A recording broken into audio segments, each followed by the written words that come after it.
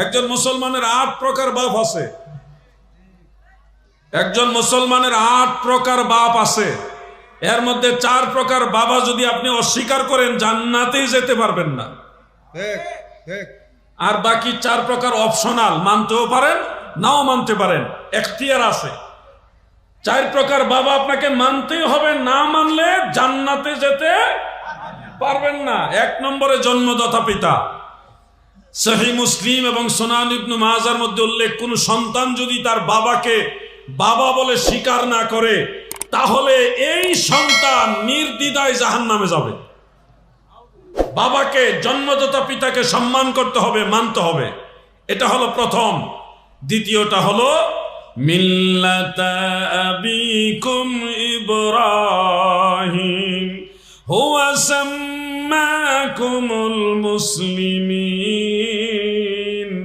সমস্ত মুসলমানদের জাতির পিতা হযরত ইব্রাহিম খলিলুল্লাহ, তিনি আমাদের নাম রেখেছে মুসলমান। ওনার মাজার শরীফ হলো ফিলিস্তিনের হেব্রনে। আমি 2 বার ওনার মাজার জিয়ারত করেছি। এই বছরও যাওয়ার ইচ্ছা ছিল, কিন্তু পরিস্থিতি ঘোলাট হয়ে গেছে। সুযোগ হলে আবার যাব ইনশাআল্লাহ।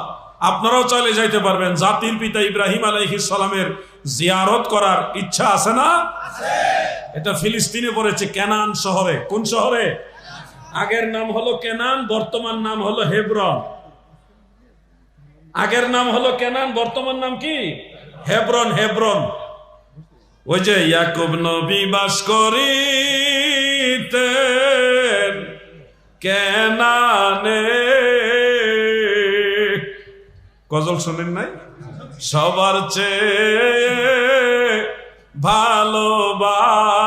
ভালোবাসতেন ইউসুফকে। আগের দিনের গজল এগুলো। সেই কেনান শহরের বর্তমান নাম হলো হেব্রন। সেখানে আমাদের মুসলিম জাতির পিতা ইব্রাহিম আলাইহিস সালাম শুয়ে আছেন। তাহলে 2টা বাপ হলো, জন্মদাতা একজন, মুসলিম জাতির পিতা আরেকজন।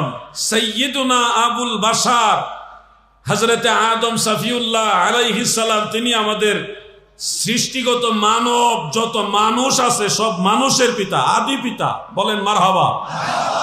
আদম আলাইহিস সালাম আমাদের পিতা, এটা অস্বীকার করার সুযোগ আছে ভাই? নাহলে তো খতিয়ান নাম্বারই থাকেন আপনার। আপনি আদম সন্তান হলেন কিভাবে? বনি আদম হবেন কিভাবে? আদম সন্তান। সন্তান যদি বাবা অস্বীকার করে তাহলে তার পরিচয়টা কি হয়? মারাত্মক না? মারাত্মক পরিচয়।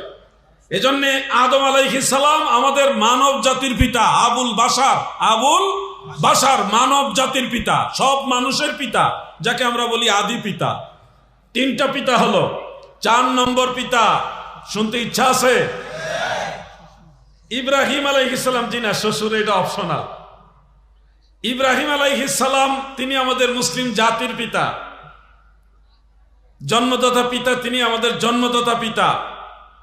মনে রাখবেন, আদম আলাইহিস সালাম আমাদের মানব জাতির পিতা, আবুল বাশার আদি পিতা। আদম নবীর কোন জন্মদাতা বাবা নাই। ওনাকে আল্লাহ বাবা ছাড়াই বানাইছেন, ডাইরেক্ট বানাইছেন মাটি থেকে। খালাকাহু মিন তুরাবিন। আল্লাহ ওনাকে সরাসরি মাটি থেকে মানুষ বানাই ফেলছেন। তারপরে নূরে মুহাম্মাদি ওনার ভিতরে ঢুকাই দিয়েছে। সুবহানাল্লাহ। এই আদম আলাইহিস সালামের বাবা নাই।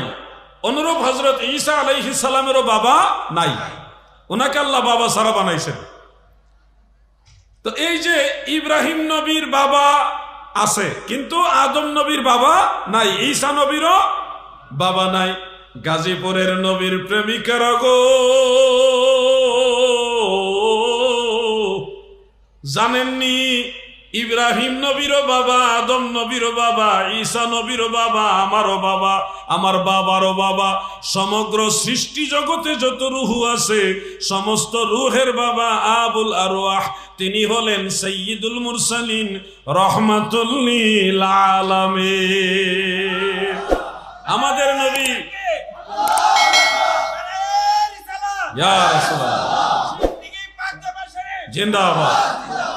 আমাদের নবী আদম নবীর বাবা, ইব্রাহিম নবীর বাবা, ঈসা নবীর বাবা, পৃথিবীর সব বাবারও বাবা। তিনি হলেন রাহমাতুল লিল আলামিন। আপনি কোরআনের একটা আয়াত যদি খুঁজেন, এটা দলিল পেয়ে যাবেন। আন-নাবিয়্যু আওলা বিল মুমিনিনা মিন আনফুসিহিম ওয়া আজওয়াজুহু উম্মাহাতুহুম। নবীজির স্ত্রীগণ মুমিনের মা। হযরত আব্দুল্লাহ ইবনে মাসউদ রাদিয়াল্লাহু আনহু বলেন, ওয়া হুয়া আবুল লাহুম, আমার নবী হলো তোমাদের বাবা, রূহানি বাবা, সব রূহের বাবা, বাবারও বাবা। তাহলে এই যে চারটা বাবা হলো, জন্মদাতা পিতা একজন, তারপরে কি বলছিলাম বলেন তো? ইব্রাহিম আলাইহিস সালাম। এই তো মনোযোগ আছে। তারপরে কে? আদি পিতা আদম আলাইহিস সালাম, সর্বশেষ রাহমাতুল লিল আলামিন। এই চারজন বাবা যদি অস্বীকার করেন তাহলে জান্নাত কপালে নাই, জান্নাত কপালে নাই। ওয়াহাবিরা তো আন্দাজে একটা ফতোয়া মারে, এই পীরের বাপ দাও কেন? এবার শোনো, পীরের বাপ দাহি কেন? পীরকে বাবা বলা এটা অপশনালের মধ্যে পড়ে, এটা জরুরিয়তের ইয়া না, যেটা না ডাকলে গুনাহ হবে, জাহান্নামে যাবে, এরকম না, অপশনাল। এই অপশনাল সাবজেক্টে হলো চারটা বাবা, টোটাল 8 প্রকার বাবা। এই পঞ্চম শ্রেণীর বাবাকে বলা হয় আবুন লিতাযীম ওয়া তাকরীম ওয়া তাওকীর, সম্মান, তাযীম এবং মহব্বতের কারণে কাউকে বাবা বলা। এটার দলিল হলো রাসূল আকরাম সাল্লাল্লাহু আলাইহি ওয়াসাল্লামের একজন খাদেমা ছিলেন, খেদমতগার ছিলেন, যিনি মা আমেনারও খেদমতগার ছিলেন। আপনারা ওনার নাম শুনেছেন, আমি নামটা বলবো না, শুধু এটুকু বলি, উনি নবীজির প্রস্রাব মুবারক পান করেছিলেন। বলেন তো নামটা কি, জানা থাকলে বলেন। উম্মে আইমান, উম্মে আইমান রাদিয়াল্লাহু তাআলা আনহা, তিনি আমার নবীজির প্রস্রাব মুবারক পানি মনে করে পান করে ফেলেছিলেন। আল্লাহু আকবার। সকালবেলায় নবীজি বলে, উম্মে আইমান, অমুক পাত্রে আমি রাসূল পাকের সাল্লাল্লাহু আলাইহি ওয়াসাল্লামের প্রস্রাব মুবারক এটা দূরে ফেলে দিয়ে আসো। উম্মে আইমান বলে, ইয়া রাসূলুল্লাহ, আমার রাত্রেবেলা পিপাসা লাগছিল, আমি একটু পান করে ফেলছি। আল্লাহর কসম, আমি সেখানে কোনো প্রস্রাবের ঘ্রাণ পাই নাই, মিশক আম্বরের চেয়ে আরো সুন্দর সুঘ্রাণ পেয়েছি।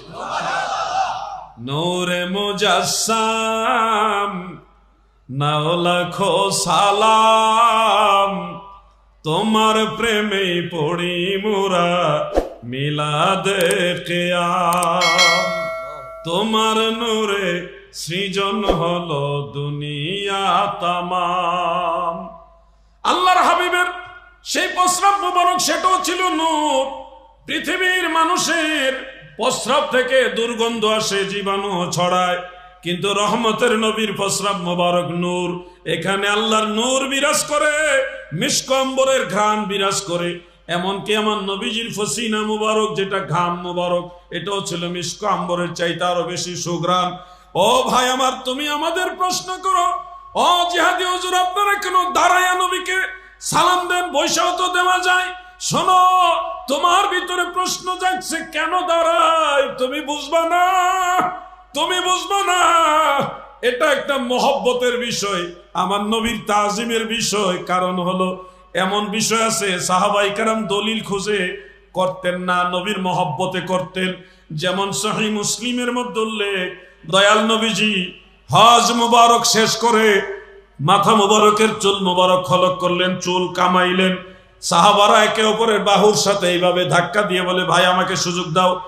একজন আরেকজনকে বলতেছে, আমাকে একটু সুযোগ দেন, আমি নবীজির একটা চুল মুবারক সংগ্রহ করব।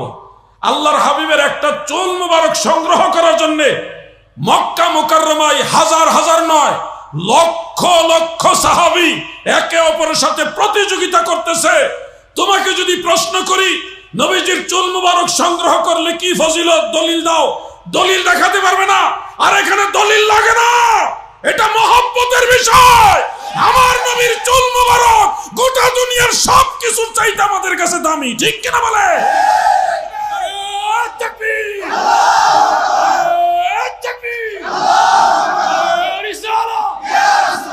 এটা দলিল দিয়ে খুঁজতে হবে না,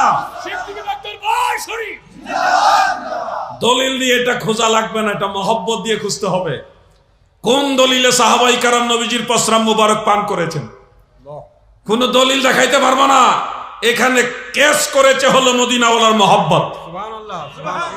কোন দলিলে সাহাবায়ে কেরাম নবীজির ফসিনা মুবারক সংগ্রহ করে রেখেছেন, দাঁত মুবারক সংগ্রহ করে রেখেছেন? দলিল দেখাইতে পারবে না। এটা দেখাইতে পারবে নবীর মহব্বত। এই মহব্বতই হলো ঈমান।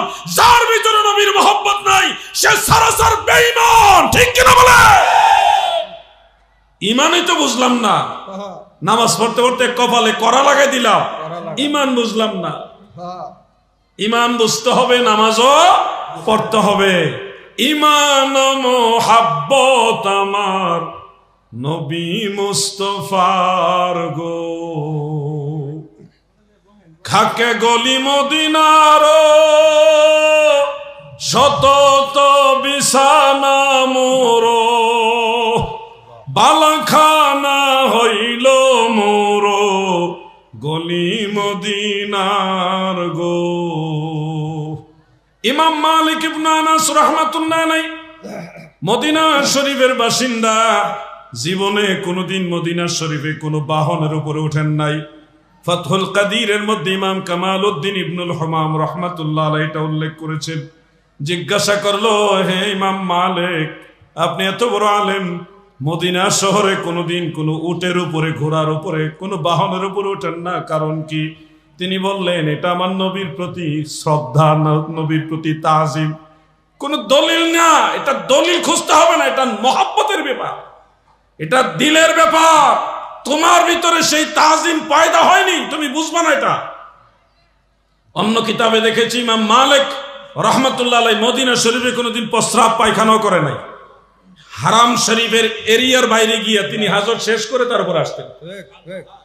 ওনার দাড়ি মোবারক ছিল অনেক লম্বা।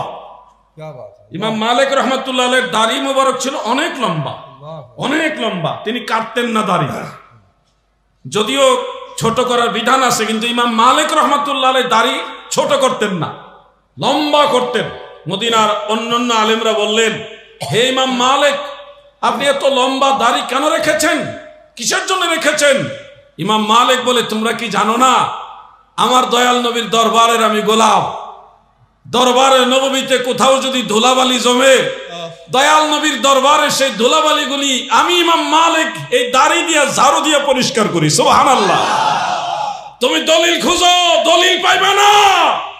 তুমি সিনার দিকে তাকাও, নবীর মহব্বতের মামলা। ঠিক কিনা? আরে নবী আমার জান, নবী আমার প্রাণ, নবী আমার জান, নবীর কাছে আছে আমার মাওলার সন্ধান, নবী আমার জান। বলুন না, নবী আমার জান। আমরা নবী নবী করি কারণ নবী স্যার আমরা উপায় নাই। লাশ নিয়ে কবরে যখন যাবে, নবীর পরিচয় না দিলে কবরেও গৈসা নিবে না। বিসমিল্লাহি ওয়া আলা মিল্লাতে, নবীর মিল্লাত ছাড়া কবরে জায়গা নাই। তুমি ওয়াহাবি ইবনে আব্দুল ওয়াহাব নজদির পরিচয় কবরে দিলে কাজ হবে না, ইবনে তাইমিয়ার পরিচয় কবরে কাজ হবে না। মদিনাওয়ালার পরিচয় দিতে হবে, আমি নবীর মিল্লাতের লোক, আমি নবীর দলের লোক। এই জন্য কবরেও নবী লাগে। কবরে যাওয়ার পরে প্রশ্ন করবে, তিনটা না, এক হাদিসে আছে তিনটা তিরমিজিতে, কিন্তু সহিহ বুখারীতে আছে একটা প্রশ্ন করবে, মাত্র একটা প্রশ্ন করবে, মা কুনতা তাকুলু ফি হাযার রাজুল, এই ব্যক্তি সম্পর্কে তুমি কি বলতে? তখন দয়াল নবী আপনার সামনে হাজির থাকবে। ঈমান যদি কপালে থাকে,